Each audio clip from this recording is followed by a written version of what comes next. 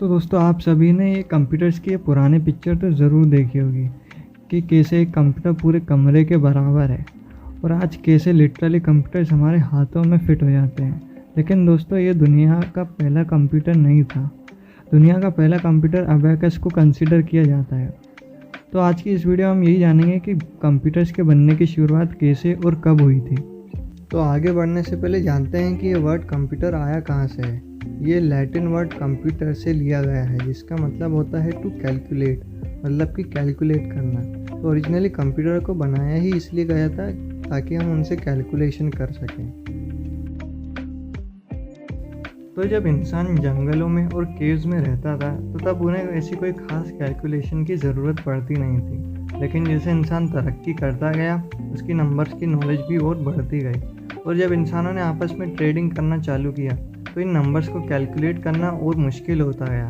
तो सभी को एक ऐसे टूल की ज़रूरत थी जिससे हम कैलकुलेशन बड़ी आसानी से कर सकें। तो कुछ इस तरह अबेकस जैसे टूल का इन्वेंशन हुआ था जो आज माना जाता है दुनिया का सबसे पहला कंप्यूटर। तो अबेकस का इन्वेंशन कोई सिंगल पर्सन ने नहीं किया था। हिस्टोरिकली काफ़ी सारी सिविलाइजेशन ने इसे खुद से बनाया था और सबके अपने अलग अलग वर्जन्स थे। तो अबेकस का इन्वेंशन किसने किया अभी तक अननोन है, लेकिन सबसे ओल्डेस्ट सिविलाइजेशन जो अबेकस का यूज़ करी थी वो थी सुमेरियन सिविलाइजेशन जो रहती थी साउदर्न मेसोपोटामिया में करीब 2300 बीसी में, यानी कि आज से करीब 4000 साल पहले। साउदर्न मेसोपोटामिया जो आज का साउदर्न इराक का पार्ट है।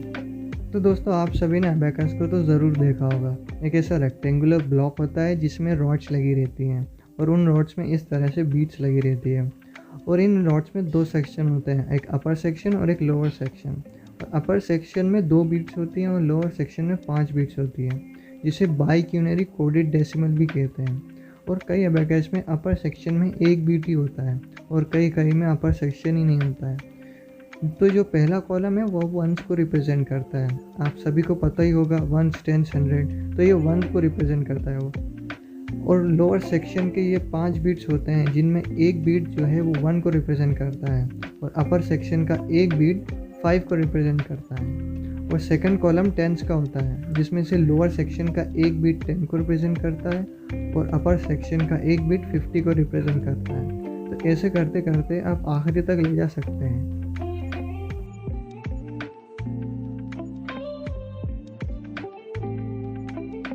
तो दोस्तों अगर मैं अबेकस का इस्तेमाल करना आपको बताऊं तो वीडियो बहुत ही लंबा हो जाएगा, लेकिन मैं आपको यहाँ पे एक बहुत ही बेसिक मल्टीप्लाई करके ज़रूर बताऊंगा।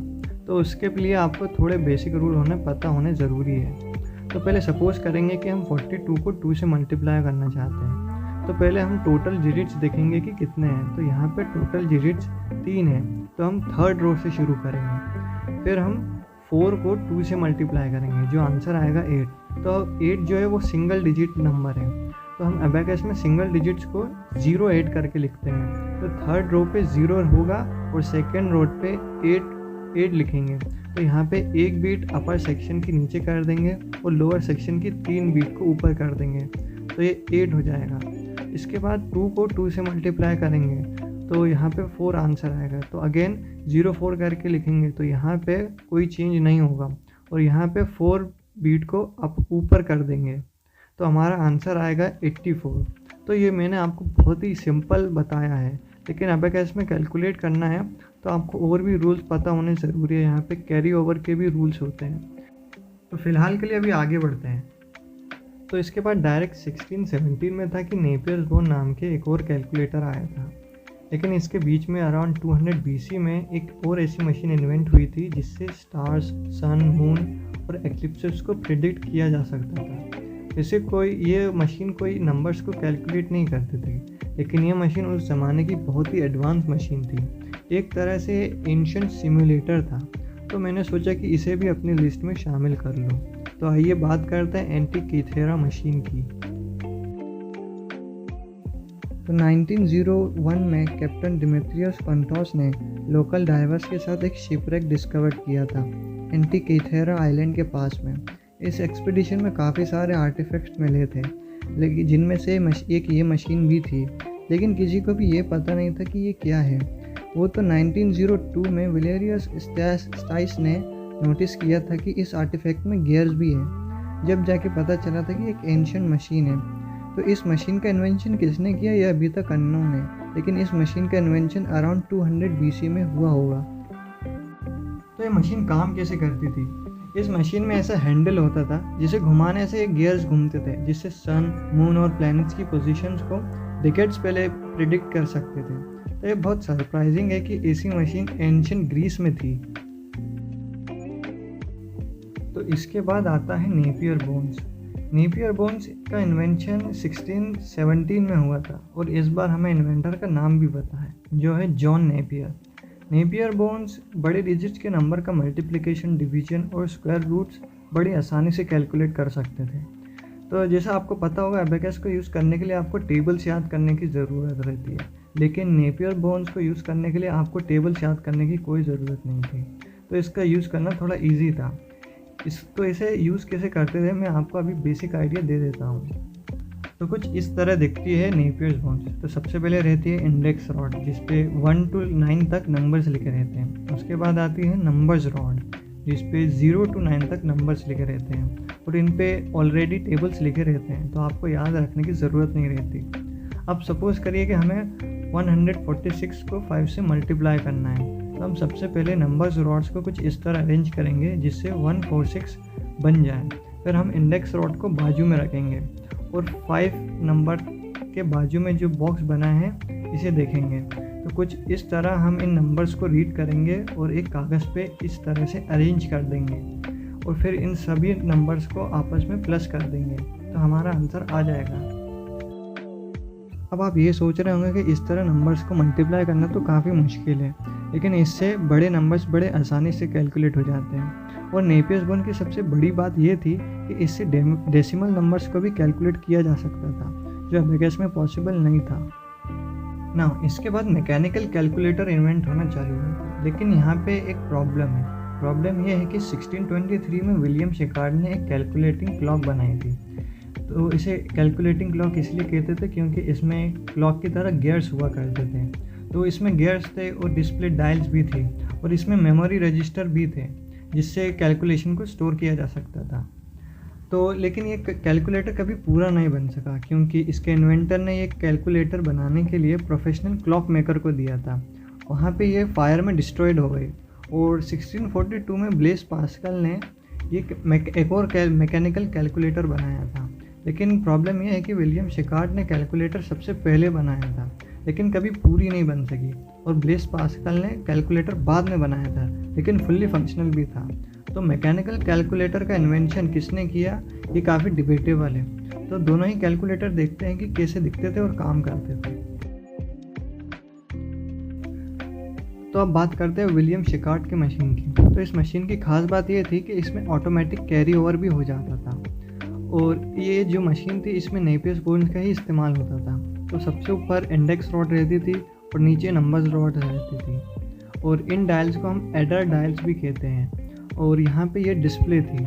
तो इस मशीन में मल्टीप्लाई कैसे होता था आइए देखते हैं। तो सपोज़ करते हैं कि हमें 456 को मल्टीप्लाई करना है 785 से। तो सबसे पहले ऊपर रो में जो वैल्यू है जो सेट करेंगे 456, और नीचे इन डायल्स में 785 को सेट करेंगे। इसके बाद हम right to left decimal point से देखेंगे। तो हमें मल्टीप्लाई करना है 785 से। तो हम पहले 5 को देखेंगे, यानी कि हम पहले 5 को मल्टीप्लाई करेंगे। तो यहाँ पे पहले 0 है, तो यहाँ पे 0 रहने देंगे, और यहाँ पे 5 3 यानी 8 है, तो दूसरे डायल को 8 टाइम्स रोटेट करेंगे। अब दोस्तों देखा जाए तो हम ऐसे एक एक करके भी कर सकते हैं, लेकिन इसमें बहुत टाइम लगेगा। तो इसको करने का आसान तरीका ये होगा कि हम जो 5 के बाजू में जो नंबर्स है उसे बाजू में यूँ लिख लें, और 8 के बाजू में जो नंबर्स हैं उन्हें यहाँ पे यूँ लिख लें, और उसके बाद 7 के नंबर्स को, और उसके बाद जैसे हम पहले करते थे वैसे ही करेंगे। तो पहले 0 है तो पहले डायल को 0 रहने देंगे, फिर यहाँ पे 8 3 और 5 है, तो इन्हें प्लस करके जो आंसर आएगा वो है 16। तो दूसरे डायल को 16 टाइम्स रोटेट करेंगे, और 9 टाइम रोटेट करने के बाद आप देखेंगे कि यहाँ पे जो नंबर मशीन है वो ऑटोमेटिक कैरी ओवर कर लेगी। अब ये जो मॉडल है ये वर्किंग मॉडल नहीं है, तो यहाँ पे आपको नहीं दिखेगा। इसके लिए आपको यूट्यूब पे वीडियो देखनी पड़ेगी। तो अभी हम ऐसे ही करते करते आखिरी तक करेंगे तो हमारा आंसर आ जाएगा।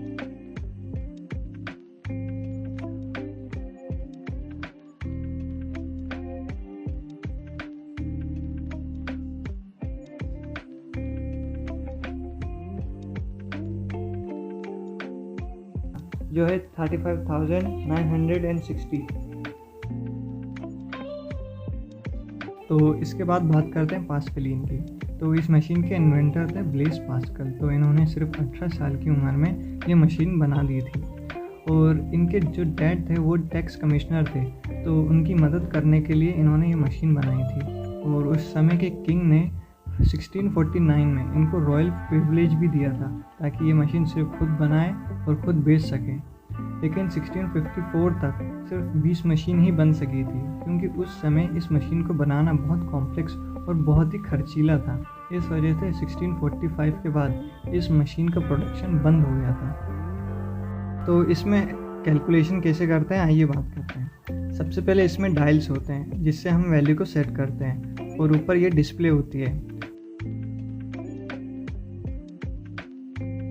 मान लीजिए कि हमें 45 + 52 करना है, तो हम एक स्टाइलस की मदद से इन डायल्स को घुमाते हैं।